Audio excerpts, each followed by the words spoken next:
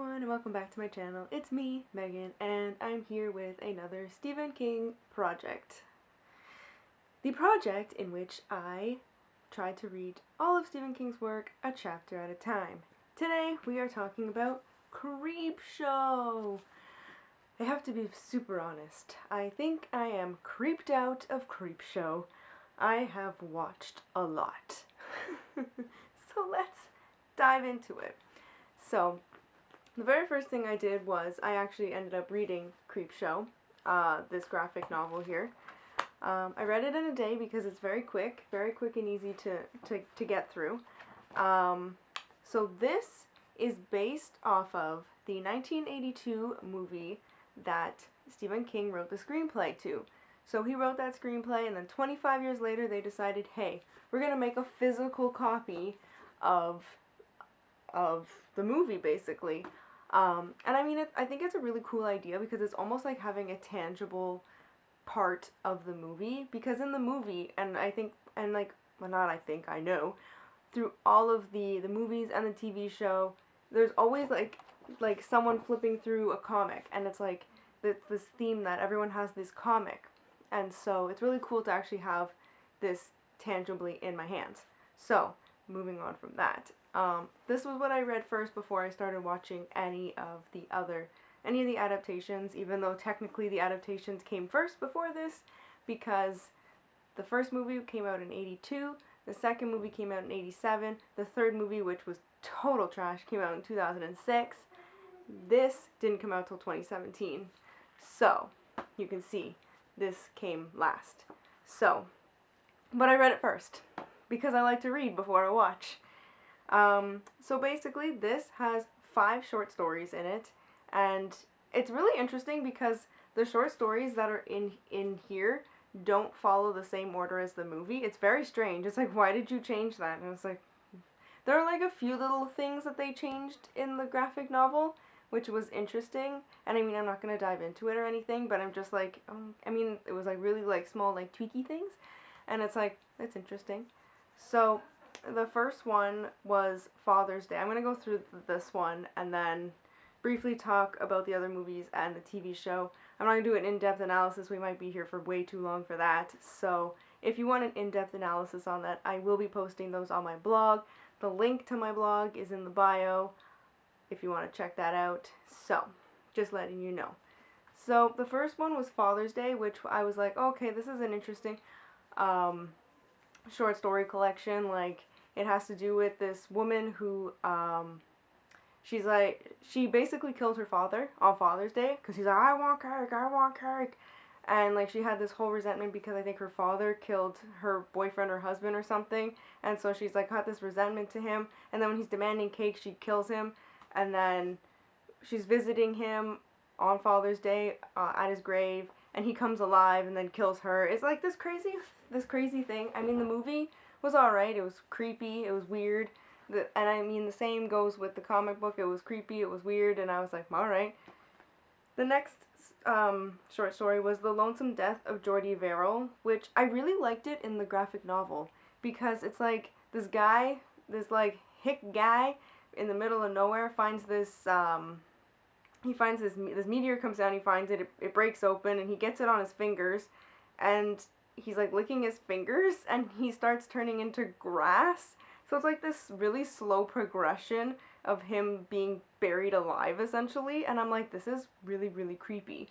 In the movie, Stephen King actually plays Jordy Verrill, and he's not a great actor, but he didn't have a lot of dialogue. It was more, he was like physically acting, and he was really erratic and really just crazy, and it really made the story feel cheap, and like he really like made this guy like a hillbilly, and it just really ruined like the nuance and like just the way that the short story was. I didn't like it in the movie, but I mean, in the graphic novel it was really cool. And then The Crate, which I didn't like this story. A lot of people like this story. I didn't like this story, but I mean, they find this crate. Like this professor at this university finds this crate. He calls his friend, his other university friend guy.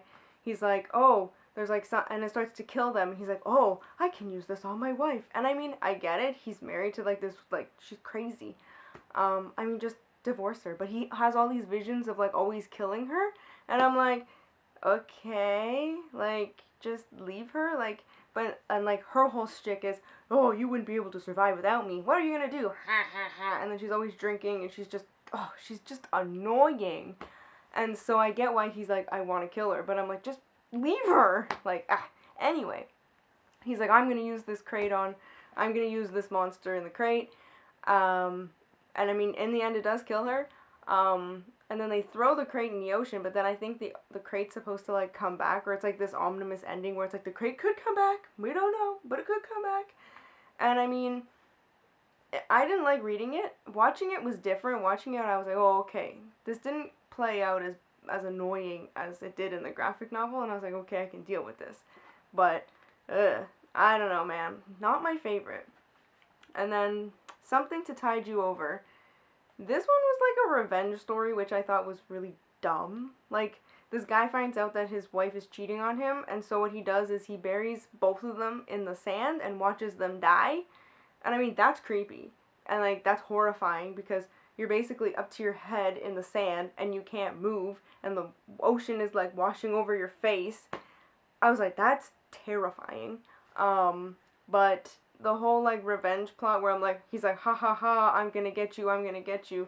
Well, I'm like, it's like, well, it's on you now, sir, because they come back from the dead as like seaweed zombie people, and they end up killing him, and I'm like, joke's on you, sir. I mean, story was okay. It was one of the better ones. I liked this one. It's probably number 3 if I was rating them. This is like the number 3. And then the last one was They're Creeping Up on You, which was so creepy because it was bugs, and bugs were crawling all over the place. This guy's like a clean freak. He's a nut. He hates dirt, he hates bugs, he hates everything, and they're creeping and crawling, and it's dark and you can't see them. Oh. And then they start creeping, and then they're in him, and then it's so gross. I don't even want, like, just watch it, just read it. I don't even know, because I don't even want to continue discussing it, because I'm like, so creepy. But yeah, that one was, it was so gross to watch, it was so gross to read, like, ugh. But if I was rating them based on the graphic novel, I think it would be The Lonesome Death of Jordy Verrill, then They're Creeping Up on You, Something to Tide You Over, Father's Day, and then The Crate. That's my tier.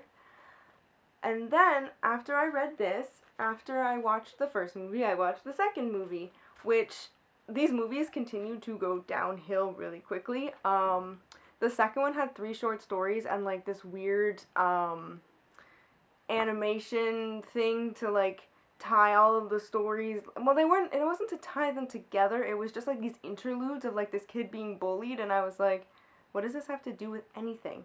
And like the kid that gets bullied ends up using a Venus flytrap to kill his bullies. I'm like, what? It's so weird.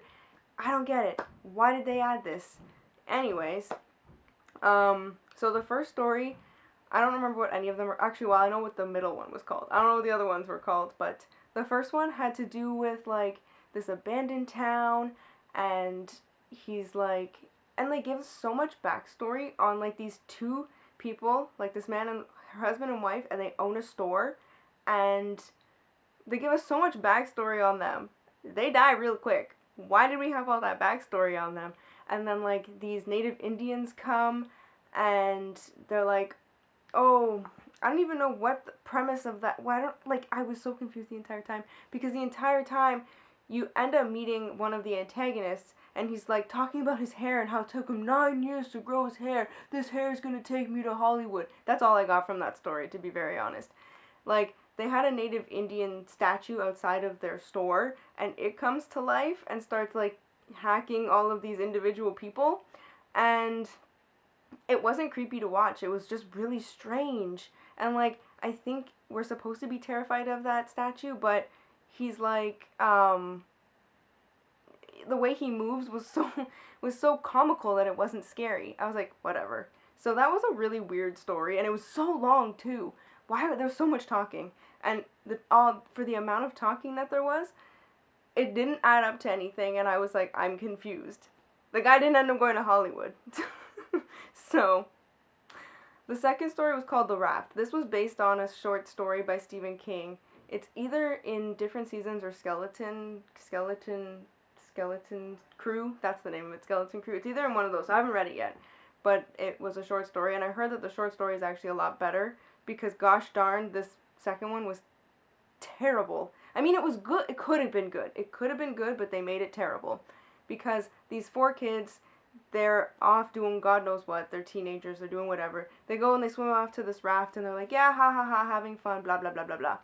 Then there's this weird oily thing in the water, and it starts like attacking them, and they're like, what the heck is this thing, man? What is this thing? And they're trying to get away from it, but they don't want to jump into the water because it's going to get them, so they're stuck on this raft, and then it starts to slowly like get them, no matter where they are, and so they're slowly dying, and then there's like 2 of them in the end, and like, there was no need to add this like almost rape scene, that like this guy, the girl is sleeping, and like, he's like, oh, I'm gonna start kissing her, and I'm gonna start touching her. I'm like, what are you doing? What are you doing? If that hadn't been part of the movie, it would have been an actual scary movie, or scary story. But they added this. I'm like, what? What is this? What is this? It was terrible. I mean, she ends up dying, and the way she dies is terrifying, because it comes up through the boards. Creepy. But then he ends up getting away until the very end, where then it kills him. And I'm like, justice, but still, didn't like this. And then the last one, I don't know what this one's called either, but this woman, she's driving, and she's like trying to think of what reasons why she's late to meet her husband, aside from having an affair. And then she hits this guy, and she's like driving away, in her mind trying to say, I didn't hit this guy, and this guy keeps coming back. Like, you think he's dead every time. He comes back. He's on top of her car. He's on the bottom of her car. He's in the side. He's over here. He's over there. She's, like, trying to kill him over and over and over again. It got really repetitive really fast because of that. And I was like, okay, do you not understand the concept that this guy is not dead? So that was that. I mean, in the end, the guy comes back and kills her. So I'm like, well, serves you right. So, that was that one. It was not the greatest. Creepshow 3 was just, I don't have anything to say about it that was pleasant. It was too long. It was, like, the acting was wooden. The dialogue was terrible. The story didn't make any sense. I was actually making notes while I was following along, trying to process this, because I thought I thought they were stories. No, it was not told with it, like, characters from the beginning became part of another story, and I'm like, what? Why is this all connected? There was no reason for it to be connected. And then like I say, the dialogue just kept getting worse and worse and worse. It was like sexist, racist. It was just terrible.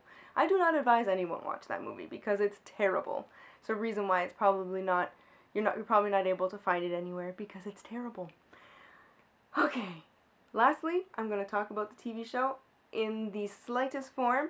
So, there was a reboot to it all in 2019, and there are 17 episodes, 3 seasons, so it's like, I think it was 6 episodes, 5 episodes, and 6 episodes, so it's like really short, and it's like an anthology type series, where each episode has about 2 short stories, and I mean, some are better than others, some are really creepy, and some are like really stupid. I mean that's the Creepshow way. And I mean, for the most part, I enjoyed it, because like it was like a revamp to something that was not the greatest to start with. I mean, probably in its time it was good in like the early 80s, but now watching it back, I'm like, this wasn't the greatest thing ever, but I mean, we make do. So this actually is a lot better. I would highly recommend watching. I mean, you can watch the movies, but I would end on watching the TV show, because it's a lot better. I mean, production-wise, it's also a lot better. But yeah, those are my thoughts on Creepshow. I have a lot of thoughts, and I'm running out of time. So really, really quickly, the next book that I'm going to be reading is The Gunslinger. This is going to be a reread for me. I read the whole series a couple years ago, and I'm very excited to be back in this world. So, that is all I have for you guys today. If you enjoyed this video, give it a thumbs up, a like, a comment, do your thing, and I'll see you all in my next video. So, thanks and bye guys!